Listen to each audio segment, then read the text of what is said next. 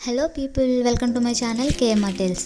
So మనం మాట్లాడుకునే topic వచ్చేసి అఫిలియేట్ మార్కెటింగ్. దీని గురించి ఒక చిన్న ఇంట్రడక్షన్ వీడియో షార్ట్ చేశాను. సో ప్లీజ్ అందరూ వెళ్ళి చూడండి. అండ్ నౌ మనం మాట్లాడుకునే topic affiliate marketing. So affiliate marketing అంటే ఏంటి? అఫిలియేట్ మార్కెటింగ్ చేస్తే మనీ వస్తాయా? దీంతో వర్క్ ఎలా ఉంటుంది? అసలు నిజంగా డబ్బులు వస్తాయా? ఇలా చాలా క్వశ్చన్స్ ఉన్నాయి కదా. సో లెట్స్ డూ, మనం మాట్లాడేసుకుందాం. మార్కెటింగ్ గురించి తెలుసుకునే ముందు మనం అఫిలియేట్ మార్కెటింగ్ వల్ల ఏమేమి బెనిఫిట్స్ ఉంటాయి, అసలు మనం అఫిలియేట్ మార్కెటింగ్ మనం ఏదైనా కోర్స్ స్టార్ట్ చేయాలంటే మన మైండ్ సెట్ ఎలా ఉండాలి, ఈ అఫిలియేట్ మార్కెటింగ్తో మనం స్కిల్ నేర్చుకోవచ్చా లేదా, మనం ఎలాంటి వర్క్ చేస్తే మనకి ఈ వర్క్ వస్తుంది. ఓకే, నేను ఈ వీడియోని స్టార్ట్ చేయాలంటే మీరు ఒక చిన్న లైక్, షేర్ అండ్ సబ్స్క్రైబ్ చేసేయండి. చాలా కంటెంట్ ఉంటుంది, don't miss it. Okay let's start our topic of affiliate marketing. Okay, ఈ అఫిలియేట్ మార్కెటింగ్ అనేది ఒక పర్ఫార్మెన్స్ బేస్డ్ ప్లాట్ఫామ్. ఓకేనా, ఈ మార్కెట్లో మనం ఎలా అనంటే దేన్నైనా రిఫర్ చేస్తూ ఆర్ ప్రమోట్ చేస్తూ మనం తీసుకునే ఎర్నింగ్స్ అనమాట.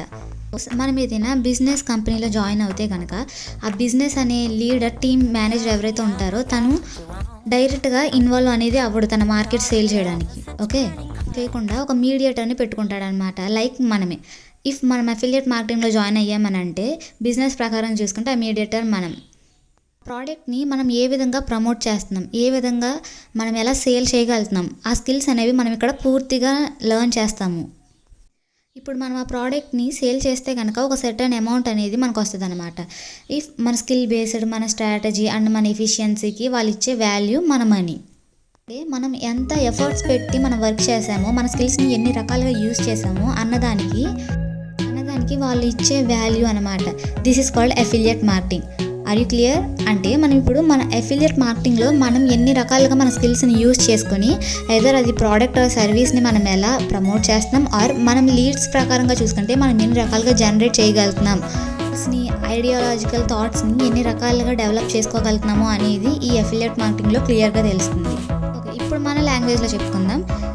మనం ఇప్పుడు ఏదైనా షాప్కి వెళ్ళాం అనుకుందాం, like any restaurant R Is cream parlour. ఒక ఐస్ క్రీమ్ తీసుకుందాం. మనం ఏదైనా ఐస్ క్రీమ్ తిన్నాం, like any vanilla flavour or any others. ఇప్పుడు మనం ఆ ఐస్ క్రీమ్ తిన్నప్పుడు మనకు అది బాగా నచ్చింది అనుకోండి, మన ఫ్యామిలీ మెంబర్స్కి, మన ఫ్రెండ్స్కి మనం చెప్తాం, అరే ఏంటి అని అంటే, అరే ఆ ప్లేస్లో ఐస్ క్రీమ్ బాగుందిరా, పలానా ఫ్లేవర్ బాగుందని చెప్తాం కదా. ఏం జరుగుతుంది, మనకు తెలియకుండానే మనం ఆ ప్రోడక్ట్ని ఇంకొకరికి ప్రమోట్ చేస్తున్నాం. ఇప్పుడు ఆ ఐస్ క్రీమ్ తిన్నవాళ్ళు చాలా రకాలుగా ప్రమోట్ చేసుకుంటాడు, like brands or any either use చేసుకొని, యాడ్స్ చేసుకొని యూస్ చేసుకుంటాడు. తను ఎలా అంటే ప్రమోట్ చేసుకుంటున్నాడు. బట్ మనకు ఆ ప్రోడక్ట్ నచ్చింది, ఆ ప్రోడక్ట్ ఆర్ డెజర్ట్ ఆర్ నచ్చింది, మనం నచ్చి ఏం చేస్తున్నాం, మనం దాన్ని వేరే వాళ్ళకి చెప్తున్నామంటే అది ఇండైరెక్ట్గా ప్రమోట్ అయిపోతుంది అనమాట. అలా మనకు తెలియకుండానే మనం వేరే వాళ్ళకి రిఫర్ చేసినప్పుడు ఏం జరిగిద్దానంటే, మన ఫ్రెండ్స్కి మనం చెప్పాం, వాళ్ళు కూడా అక్కడికి వెళ్ళి టేస్ట్ చేస్తారు, అరే బాగుంది అని చెప్పి వాళ్ళు కూడా ఇంకొక ఇద్దరు చెప్తారు. అలా ఏం జరుగుతుంది, అక్కడ ఒకరి నుంచి ఒకరికి రిఫర్ అవుతుంది. అది ఆ ప్రోడక్ట్ అనేది మనం రిఫర్ చేసేస్తున్నాం అక్కడ. ఈ అఫిలియేట్ మార్కెటింగ్ కూడా యాజ్ టు యాజ్ సేమ్ అనమాట. అఫిలియేట్ మార్కెటింగ్లో ఏంటంటే అక్కడ ఏ ప్రోడక్ట్ ఉన్నదని అనేది మనకు ఆల్రెడీ తెలుసు.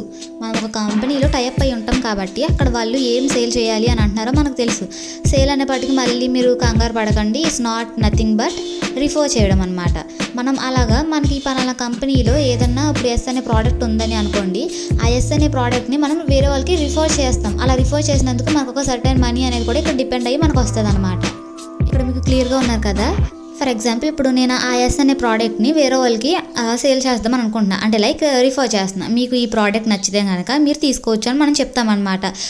ఇఫ్ ఆ పర్సన్కి ఆ ఎస్ అనే ప్రోడక్ట్ అనేది నచ్చింది అని అనుకోండి, లేదా మీ కంపెనీలో నేను టైప్ అవుదామని అనుకోండి, అప్పుడు ఏమంటారంటే ఓకే, అప్పుడు ఆ పర్సన్ ఏమంటాడంటే ఓకే నేను తీసుకుంటాను ఆర్ నేను జాయిన్ అవుతాను అని అన్నారు అనుకోండి. మీరు ఏం చేస్తారంటే ఆ పర్సన్ని డైరెక్ట్గా కంపెనీలో టైప్ చేయరు, మీ ద్వారా తన కంపెనీకి వెళ్తాడనమాట. లైక్ మీరైతే ఎలా రిఫరబుల్గా వచ్చారో మీరు తనని రిఫర్ చేస్తున్నారు కాబట్టి త్రూ ద లింక్ మీరు ఒక లింక్ అనేది దానికి ప్రొవైడ్ చేస్తారు, ఆర్ సంథింగ్ మీకు ఆ కంపెనీ ఏ విధంగా అయితే జాయిన్ చేయాలనేసి ఒక రూల్ పెడుతుందో ఆ విధంగానే మిగతా ఆ రిఫర్ అయిన వ్యక్తిని, ఆ పర్సన్ని కూడా అలాగే జాయిన్ చేస్తారు. సో ఇలా రిఫర్ చేసినందుకు మీకు ఇంత మనీ అనేది వస్తుంది.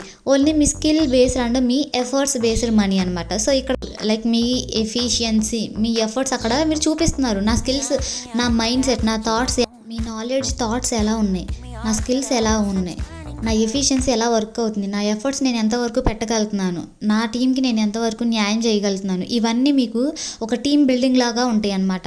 ఇఫ్ నువ్వు ఎంతమంది నువ్వు రిఫర్ చేసుకొని నువ్వు నీ ప్రోడక్ట్ని ప్రమోట్ చేసుకుంటే నీకు అంత ఎఫిషియన్సీ, నీ వర్క్కి అంత వాల్యూ అంటే ఏంటి ఇక్కడ మీకు మనీ, నీకు అంత వాల్యూ వస్తున్నట్టే కదా.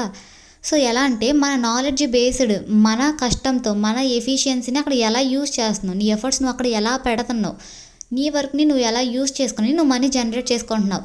మెయిన్ టాపిక్ అంతా తిరిగేది దీని మీదే, ఈ అఫిలియేట్ మార్కెటింగ్. సో గాయ్స్, ఇక్కడ వరకు క్లియర్గా ఉన్నారు కదా. It's just a simple and sample అనమాట ఈ అఫిలియేట్ మార్కెటింగ్లో. Thank you for watching. ఈ అఫిలియేట్ మార్కెటింగ్ వీడియో ఇక్కడతో ఆగదు, చాలా పార్ట్స్గా ప్రతిరోజు కంటెంట్ రిలీజ్ చేస్తూనే ఉంటాను. So please do like, share and subscribe.